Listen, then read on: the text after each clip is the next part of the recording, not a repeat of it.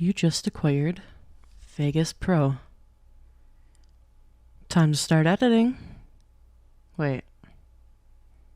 How does this shit work? In this video, I will do my best to explain some basic functions of the program that I wish I knew when I first started using it. I'm no pro, but these basic functions can go a long way in terms of your editing needs. This video is aimed towards those of you who have very little editing experience with this program that want to get started on some of your own projects as soon as possible. Hopefully, this will serve as a one-stop shop for your editing needs until you require more advanced editing tips that, let's be honest, I probably can't help you with. Without further ado, let's get this underway. So, first, you can't edit anything without media. So, where do we get media? How do we put it in here? Let's get this thing rolling. This here is project media. This is what we've got. Nothing. We want to explore for more. And if you don't see this, don't worry. You can go to View and go to Window, and you'll see it right here, and it'll bring up a window for you to dock. I'll actually show you right now a tool that I like having docked. It's called the trimmer. So it automatically docked it here, but let's see. Can I get it to pop out? Here we go. Figured it out after a few seconds. This is what it might pop up as for you, and personally, I dislike this very much. I like it to be all on one window. So you can hold control right around here. It pops up here. It says hold control to dock window, but that's not gonna work if you do it down here. So hold control up here and it'll dock it. Okay, there we go. And you'll notice here I can change the size of this window and basically any others. Pretty straightforward. All right, so let's go back to choosing our media now that we've got all the windows that we want. Explorer. So this will take you to your computer, basically any folder in your computer. Or if you prefer, you can bring up, your computer folder, File Explorer here, and just drag and drop to the trimmer, okay? But I'm gonna use the actual app so I don't have to do anything external whatsoever. Here we'll go to Dead by Daylight. And we'll drop this clip. Sure, why not? I want this to be large. So now we have our trimmer. We have our media. How does the trimmer work? Well, you can play the media all the way through. It might not have all the sound channels, so don't worry. But usually I have a vague idea of what I want to cut.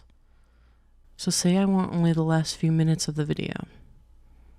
You can click, this is a kind of like a timeline right here of the audio and video. I want to start right here, let's say. So I want to drag these yellow markers called the loop region right here. And also you can use this to pinpoint exactly along the video. But I'm just going to use this. But I'll show you here. It'll make a marker. You can just drag this. Whoops, you just drag this. Say right there. And this next part is important. You come to the timeline down here. Click where you want this portion to go on the timeline, and you hit this button, Add to Timeline from Cursor A. apparently this is cursor A, the more you know. Send it. Yeah.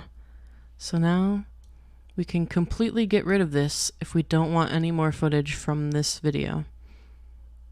You can hit the X here,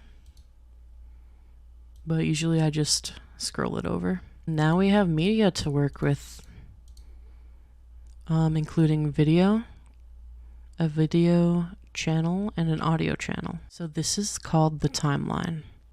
And here is where the magic happens. We can combine multiple clips together. We can make it bigger, zooming in essentially, and we can make it smaller. I use mouse wheel for that. Pro tip, if that disappears, just scroll it over. Also, there's audio levels here.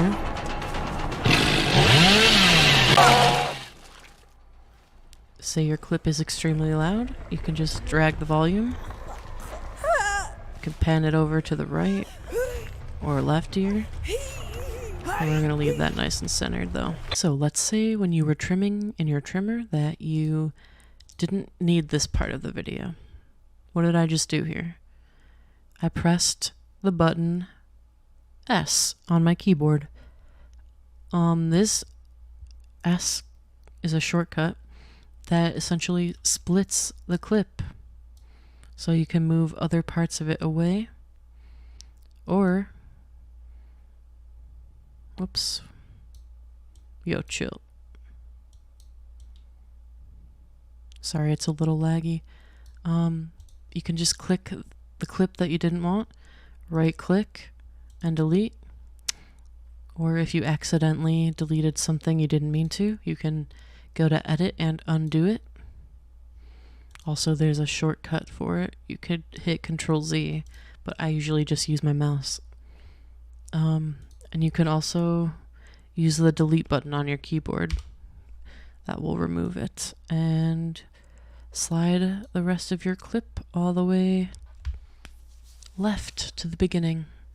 This is just for cleanliness sake. You don't have to have the video start at 0 because of reasons I'll explain later. So while you're editing on your timeline, there's this neat thing you can do. You can preview the video on your external monitor. Say you have a dual monitor setup. Instead of previewing the video in this little window, you can hit that button, and you can't see it right now, but it's on my other monitor. So I can see it full size, and that is pretty awesome. A couple other things here is the project video properties, right? And this will show what the video properties are for the project. Don't ask me why, but what you want to do is always disable the resample on the properties of the video. Either when you're creating a new project, you can do that, or you can hit the little gear icon here every time. But usually I will do it when I am creating a new project. So you want also to choose best for rendering quality. So disable resample and best, and apply, hit OK. So now you know how to view on your external monitor and how to cut clips. That is huge in itself. But let's say we want to do something different here. We want to add subtitles to our video or text over on top of it. What you can do here is click on a blank space on your timeline, right click, insert video track. Now we have a new video track here, and we want to add text to it. We can right click, and now that we have a video track here, we can insert text media onto this new video track. Now we have text over our video. And there's a lot you can do with this.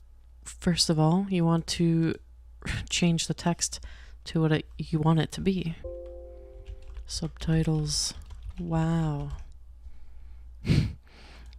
So, we have what we want here. You can change the text here, the font, I should say. I'm a fan of Georgia. Georgia. Okay. Change the size here.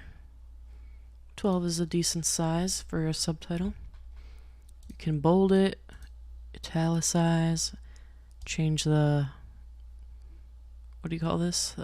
The alignment. Also, the color. Red subtitles are nice. We'll go with red. You can do an outline so it looks like it really pops. I like to add an outline here. The color should be black, in my opinion. For our sake, we'll do black here, but it's not showing up as black. That's because we need to apply a width to the color. I like 10. When you use the slider, it only goes up to 10, so there we go. We have a black outline on our subtitle. And usually when I'm applying subtitles, I'll use an overlay for the grid so I can maybe get it in the same spot every time. Let's say I use this little box in the center to apply it right there. Cool. There's other features you can use on here, like a shadow. I'm not really going to show that though because I don't use that, but feel free to play around with it. You can also add an animation. I'm just gonna add none. You can play around with it though. There's a lot of cool different text animations here. Alright, so we've got the subtitle or text where we want it to be on the screen.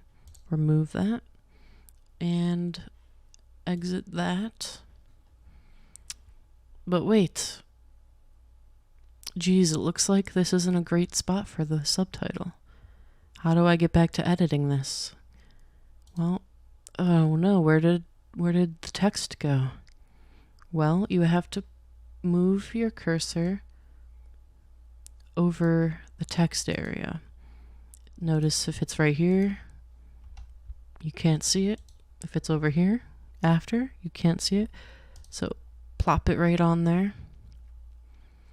And you can go back to editing it with this generated media. Let's say we want to move it down here. You get the idea with the grid, but there we go.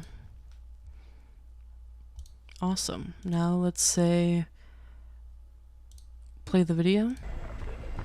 Subtitles. Wow. Let's say I don't want the subtitles to be on the screen that long, or the text, rather.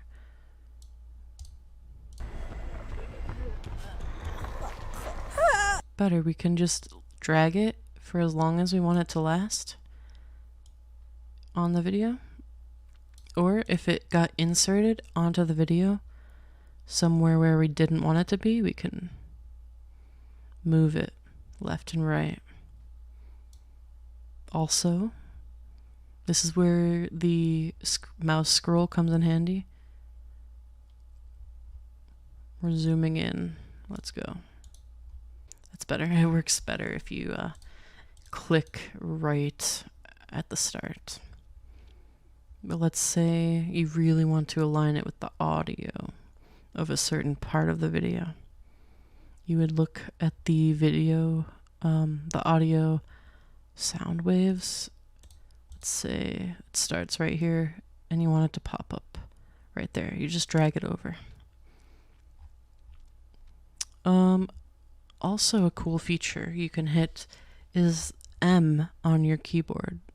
M will create a marker where you can type anything. And click off of it. And this will remind you that you wanted to add a certain feature to your project. Like, oh, text goes here. I want something there too. Etc., etc. Also, when you do this, you see how the program, it lights up on that line because you're aligning it together. The program knows, oh, you probably want it to be here, huh? It kind of like a magnet almost snaps your media to that point. And you'll notice I haven't been using very many of these buttons on the program because, let's be honest, there are a lot of different buttons on this program. But really, all you need to know is a couple on your keyboard, a couple shortcuts. S for splitting, M for marking, and your mouse can do the rest, really. But I would like to point out, obviously, play button, and then play from the start.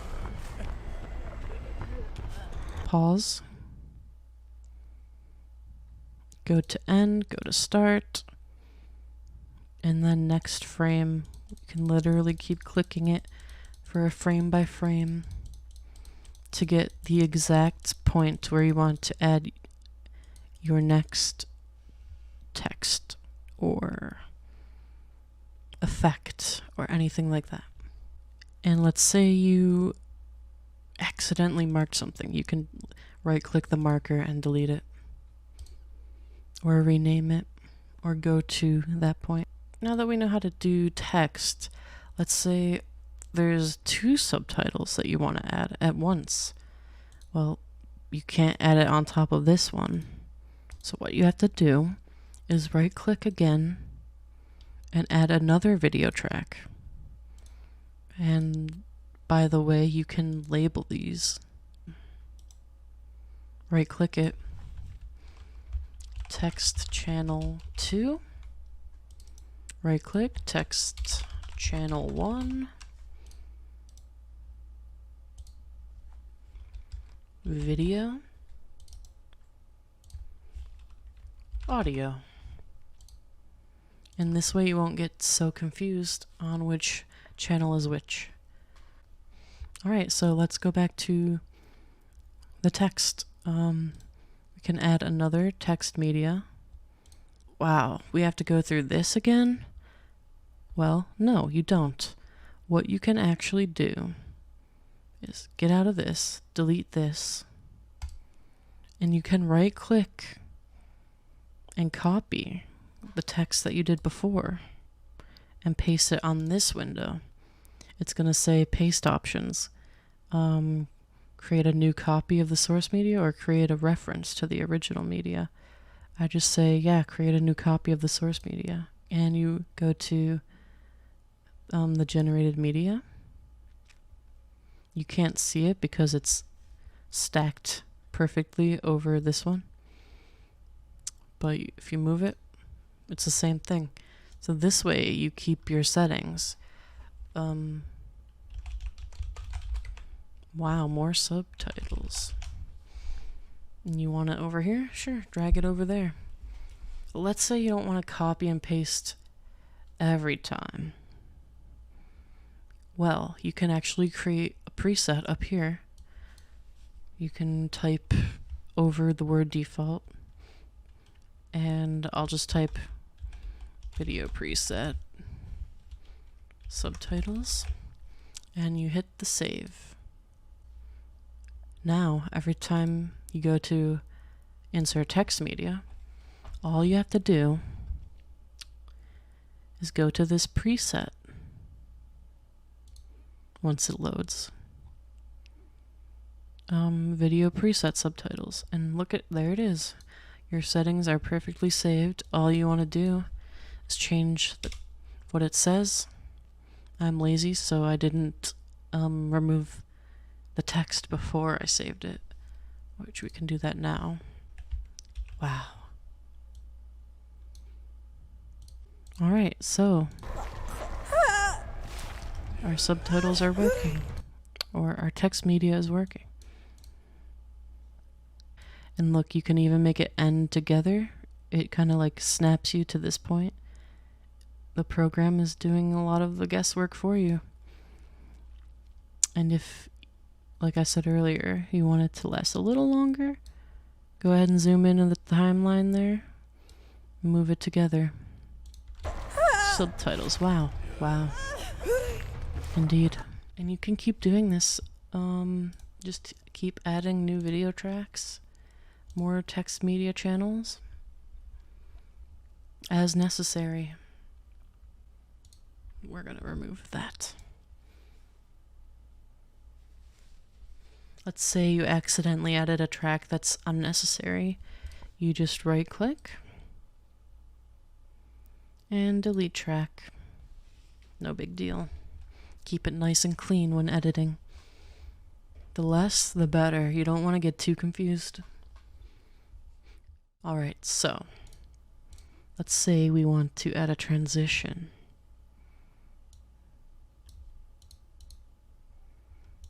We're going to split the clip, and you can probably barely see it. I'll zoom in during editing, but right here we actually have, when you see the little half or quarter circle, I guess, with the arrows, it says fade out offset. And you want to create a fade out. Let's say of 4. And you can also do a fade in, and you should. A 4. Keep it equal, in my opinion. You can also do this on the audio if you want the audio to fade. And the reason you want to remember the number is so that it doesn't snap like the other ones. You could create a mark there. In fact, let's do that. That way it will just snap right to it. Perfect. So, let's see what that looks like. You can press space to play, by the way. You don't have to press the play button every time. Right, that was very, very short. Let's see that again.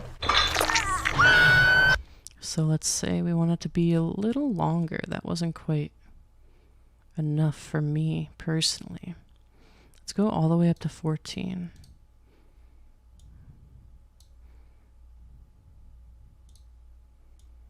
And I'm sure those are milliseconds, but I'm not positive.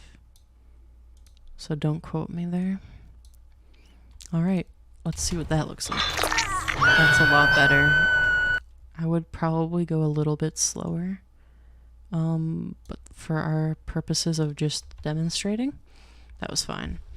So, let's say we want to add an actual transition, not just a fade out and fade in. Well, this is where we go to the transitions tab. We've got, whoops.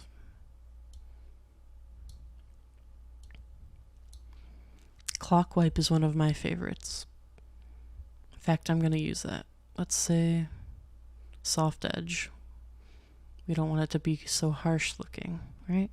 We want to drag it and drop it very specifically on the second clip, not the first one, the second clip. Otherwise, the transition will do nothing. And the point of the fade out is just to create a more clean looking transition. So I'll show you here. I would even actually make it longer, which we can do by dragging it here. Let's see how that looks. That's a lot better in my opinion. We also want the audio to probably match that point.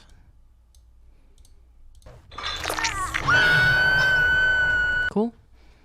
So if we remove this crossfade out at the end of the last clip, which you totally can, by the way, but I think it looks better with it. But here is what it looks like without it. Just very rough of a cut, you know. So yeah, I like to keep that in there. And there we go. So let's go over here, make a cut, and you can see if I try to add this without a crossfade, we go to play, it's not doing anything.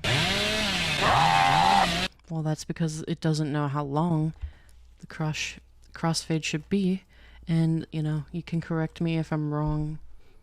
If you know more than I do, feel free, but I'm pretty sure, and there's nothing in these settings that says that I want it to last 10 seconds or, you know, 20 milliseconds, whatever. So that's why we have the crossfade. This video is getting kind of long, but I'd like to share one more piece of useful information for your editing repertoire. And that is how to zoom in on clips or change the orientation of the clip. This can be very good for situations where something far away on the clip is interesting or weird, maybe, that you want to show off. So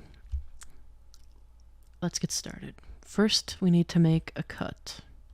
And it's very important that you split the clip where you want, say, we'll do zooming in for an example, to start. So let's find a good zooming spot. You know what we're gonna do is, no, that's too dirty for YouTube, never mind. Alright, I found a spot where we can probably demonstrate this pretty well here. So, we're gonna split the clip right here with our S key. Zoom in a little bit. And now this is also very important. We need to split where we want the zoom to end. Let's say right, I mean, it's going to be very fast, but right here. We scroll in on the timeline and we're going to go to FX. That stands for Event Effects. I'm going to click that. That's going to bring up this Event Effects window, but it's also we're going to exit off of that. It's going to bring up this pan crop window. And here, if you have your mouse cursor on the white background, you can actually zoom out very far or in. We're going to focus in on this generator right here. So what we're going to do, it might be kind of laggy, it depends on your computer or the legitimacy of your, you know, program. I want to zoom in real nice and tight in there. Oh yeah.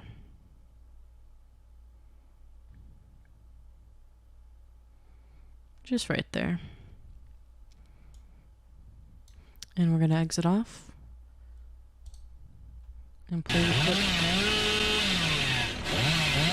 Now you've got to zoom in. Just the fact that you cut here and here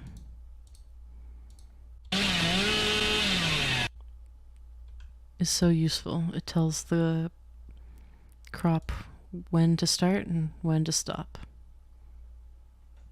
Oh no.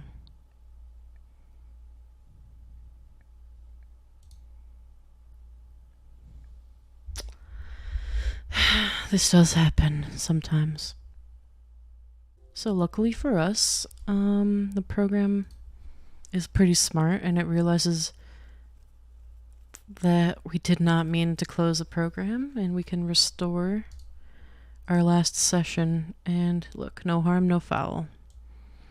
So, you know, just remember, you're always saving your project Blah blah. 1. Save that. So let's say we wanted to zoom, but we didn't want it to be such a harsh cut, right? Well, it really depends on the situation. Like for this cut, it has to be pretty harsh.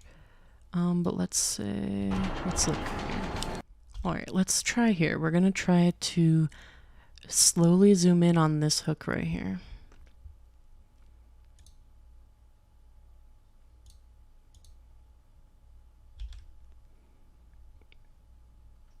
Going to FX again.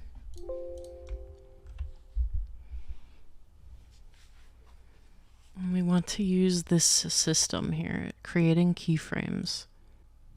So add a keyframe at the start. Make sure you add it to the top, not the bottom. This is the position. We're going to add a second one to tell the program to stop zooming at this point. Okay. Oh, that's right. Okay, so we don't actually want 2 keyframes. We want 1 keyframe. And that's the point where it all zooms in fully by this point, which is the end. So, sorry if that was explained weird, but I'm actually kind of learning while I go here. So, you know, teaching is a great way to learn yourself how to exactly do things. So, 1 keyframe at the very end here, rather than having essentially 2 keyframes, which is what we did before. It was cut 1, 2, and we just added the pan to the whole thing. But this will make it so it slowly zooms in, I hope. And we're gonna exit off of that and play it. Okay.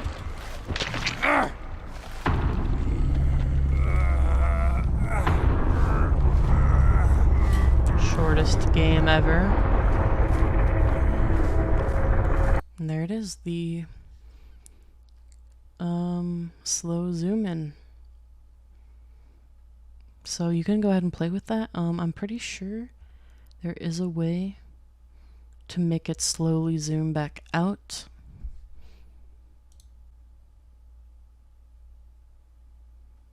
But I'm not gonna show it. This video is too long already. I'm sure you could figure it out or search how to do it now that you know about the buttons and such. Just one thing I'm going to show you is you can change the opacity of a clip. That'll make it go completely dark. And you can change the volume of the audio right here. Let's say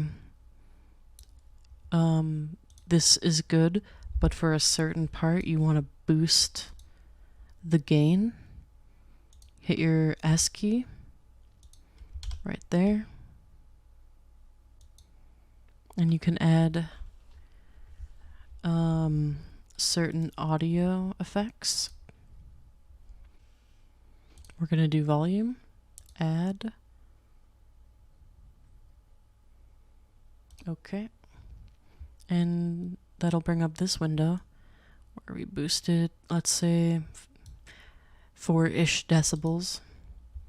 And we go to play it. And it's louder now.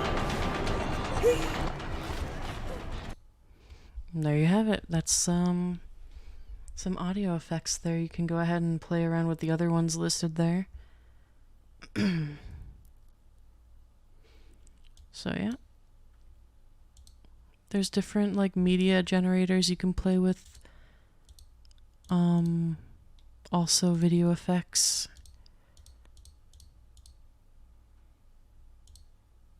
These are sort of more advanced, and personally, I've never used them. I'm sure they're not hard. I said they're advanced, but they're not advanced. They're just unnecessary for my needs. If you need them, you can do a quick search on how to do that. But yeah, what I've taught you so far should get you a long way with Vegas Pro. So I hope you enjoyed, and come back whenever you need a good reference. So as I closed the program, I forgot the ultimate, most important part of editing videos is rendering videos. So you want to go to, well, first, let's say, remember when I said it doesn't matter if you start at 0? Well, that's because there's a feature where you bring this yellow doohickey right at the beginning, and then bring this one, the second piece, all the way to the end. That is your loop region. And what we're going to do is go to File, Render As. And there's a lot of different features here. Like, we've got so many. What you want to do is choose one that matches your project media, which I have set up already with my favorites. YouTube, the best thing for YouTube would be an MP4. This is what I've got here. I'll show it to you. It's video format, AVC, high definition, 1920 by 1080, 60 frames. You know, it says 59.94, but it's really 60, and you can even change that to be sure. Bitrate, I'm not sure personally, but whenever I try to change this number to like 50, and I hit OK, it still says 26 megabytes per second, which is good enough for me. If you want something better, you can Google the issue that I'm having for yourself. But anyway, so you want to choose a location to render your video. I'm sure you have an idea yourself of where you want your videos to go. And then name it. And here under render options, we want to make sure this is checked. Render loop region only. And that will ensure we're only rendering this bit that we highlighted before. Okay. Then you just hit the button, render, and it will start rendering. And when that's done, 100%, you have your video fully edited. Sellout mode. Go ahead and give this video a thumbs up, like, comment if I helped you out, or if you have any questions on what I've covered, I can clear that up for you. And also I stream every now and then at Twitch TV/expecto_patronum. Link in the description down below. Also a link to my Twitter. And you guys have yourself a wonderful day. Peace out.